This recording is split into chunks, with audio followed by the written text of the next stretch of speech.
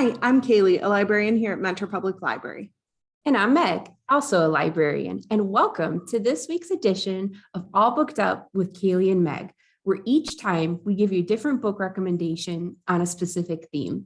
Today, we are going to be looking at the world of young adult monster books.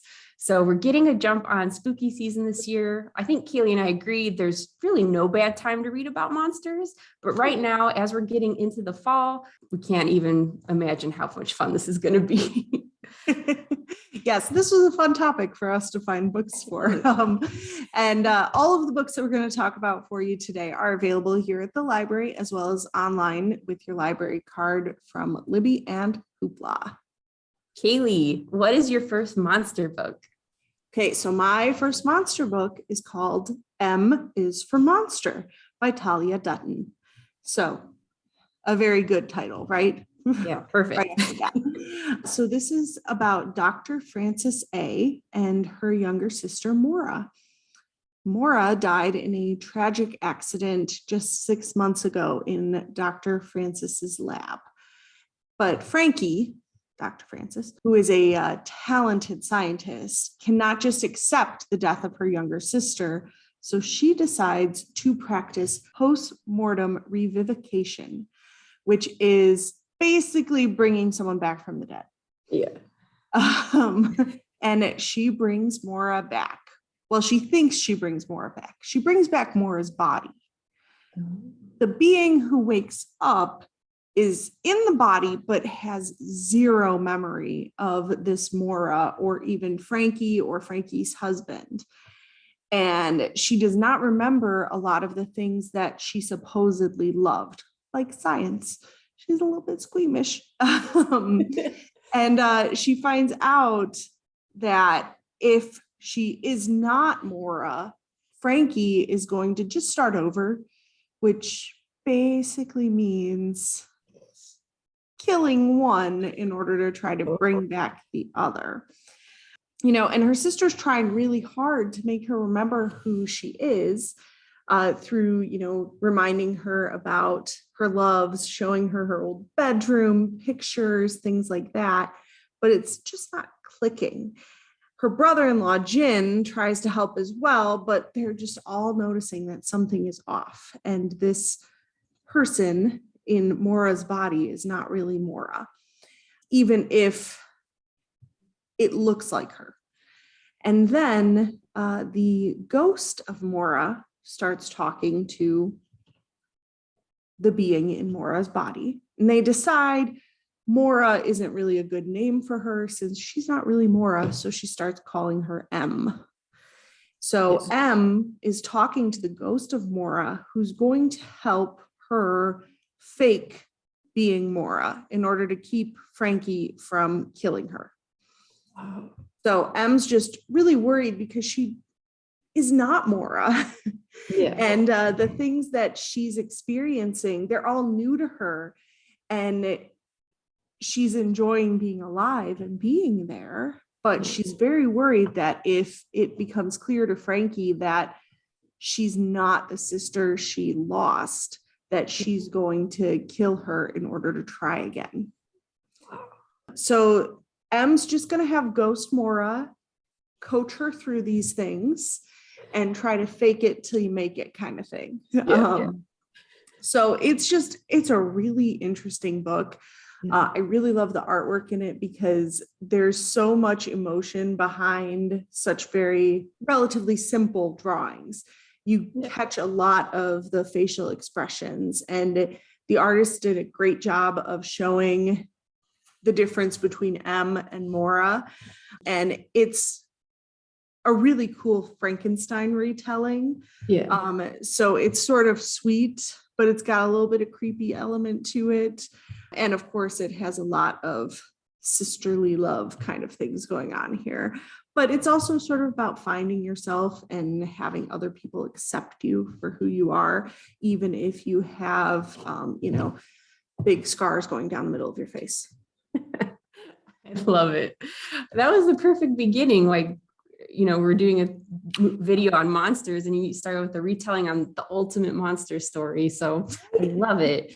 I love the twists of it, just like like you said, focusing on maybe the sister aspect and, Mhm. the nature of memory and how, she wants her sister back with those memories. So that's an interesting twist on it. I think it sounds fantastic.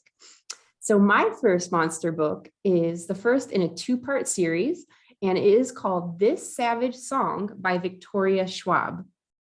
And the tagline of it is, there's no such thing as safe in a city at war, a city overrun with monsters. And I'll just say, this is not like Monstropolis and Monsters, Inc. I want to continue our run of mentioning Pixar in our videos. This is the opposite of Monstropolis. This is like a scary monster city. And it's about 2 teenagers who are co-heirs of a kingdom that is definitely in the midst of turmoil. So we have Kate and we have August. Now, Kate is one of the heirs, and she and her father have this one view of the kingdom, that it's overrun with monsters, and there's humans as well who are kind of being terrorized by the monsters. And Kate and her father have this ruthless view where they want the monsters to, let's not check these monsters, let's let them terrorize the humans, because they can help us accomplish our goals that they want done in the kingdom. And then there's August and his father, who have a more compassionate, I would say, view of it. They want to protect the innocent humans, and maybe they want to work with the monsters as well. If this doesn't already, this is kind of reminding me of the Progressive commercials, don't become your parent. It's like, which one is going to win out here? Which parent? But aside from that, it's just an interesting story, because what happens is Kate gets thrown out of boarding school because she's kind of a troublemaker. And when this happens, August decides he's going to keep an eye on her and kind of chaperone her, so to speak, because he thinks maybe I can reform her and her father, and maybe we can unite the kingdom again. So, but there's a small hitch in this whole arrangement. So it turns out that August, the one, him and his father trying to be real good, August is actually secretly a monster himself. So, and Kate finds this out accidentally one night, and after this happens, it kind of sends the whole kingdom into a frenzy. And now August is on the run. So Kate and him bond over this, and we kind of figure out what is going to happen with both their relationship and, like I said, which viewpoint is going to win out. So it's fun, interesting. You won't want to put it down. I think you're definitely going to want to read the second one after this. You're just going to get those monster vibes that you're looking for. That sounds really good. Like, I like the different dynamics going on there with the secret monster. Secret. So my next book is called The Luminaries by Susan Dennard. And, let me be a little upfront here. This one is super new. It's technically not out until about a month from now, but sometimes librarians have ways to get these books sooner. Oh, yes. So there's a lot of buzz around this book, and it's going to be the first in a planned series. I'm not sure if it's going to be 2 or 3 books or more, but it is a promising story, especially because, just like any great series, this one totally leaves you on a cliffhanger. So this first book is about Winnie Wednesday. Great name, right?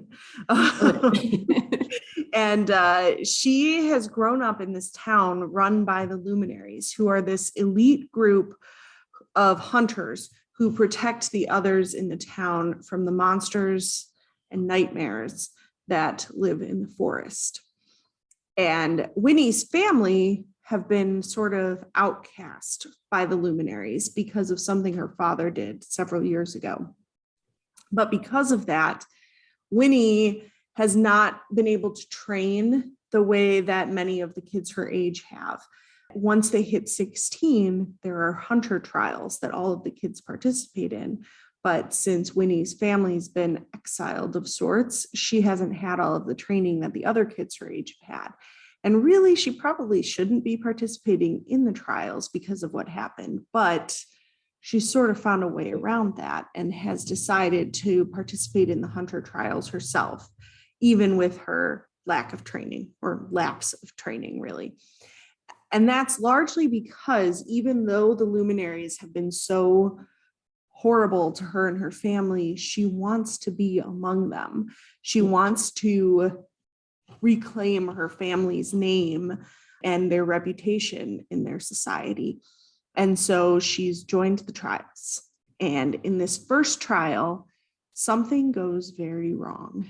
And she seeks out help from some of her friends from before her father's exile, and tries to get help in order to succeed in these hunter trials to help bring her family back into this society again. But there's also something new in the forest, something that none of the hunters have seen except Winnie. And the hunters don't really believe her that it's there. So there's the struggle of trying to see if she can help take care of this problem before it kills her or others.